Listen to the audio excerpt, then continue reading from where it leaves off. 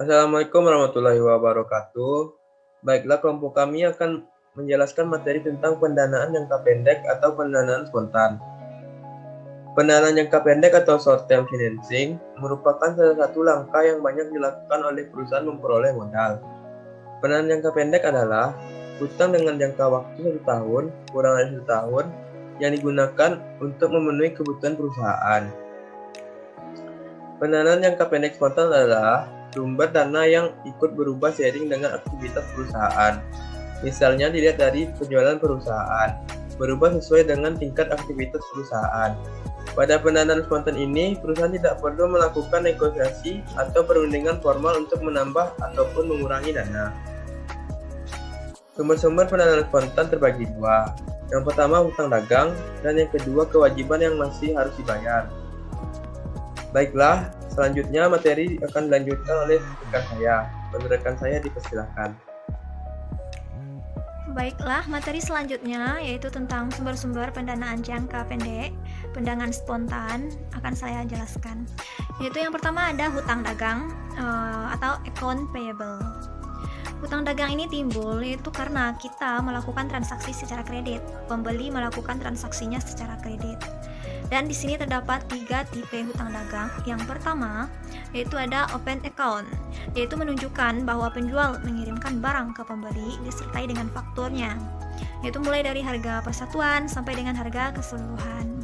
Yang kedua ada notes payable, yaitu pembeli membuat pernyataan berhutang secara resmi kepada penjual disertai dengan tanggal pelunasan. Dan yang ketiga yaitu ada trade acceptance, yaitu terjadi ketika penjual menarik draft kepada pembeli yang menyatakan tanggal pembayaran dan kemudian dijamin oleh bank yang akan membayar draft tersebut, dan barulah barang tersebut dikirimkan kepada pembeli. Selanjutnya yaitu ada kewajiban yang harus dibayar atau account accruals, yaitu hutang akrual yang timbul karena jasa yang diterima yang mana pembayarannya belum dilakukan. Misalnya yaitu hutang upah dan gaji, dan juga hutang pajak. Upah yaitu biasanya dibayar per minggu setelah para karyawan melakukan pekerjaan. Dan sebenarnya para karyawan ini juga sama dengan memberikan kredit pada perusahaan karena bekerja dulu baru dibayar. Dan untuk gaji, kalau gaji ini yaitu dibayar per minggu, sama dengan seperti upah tadi, cuman waktunya saja yang berbeda.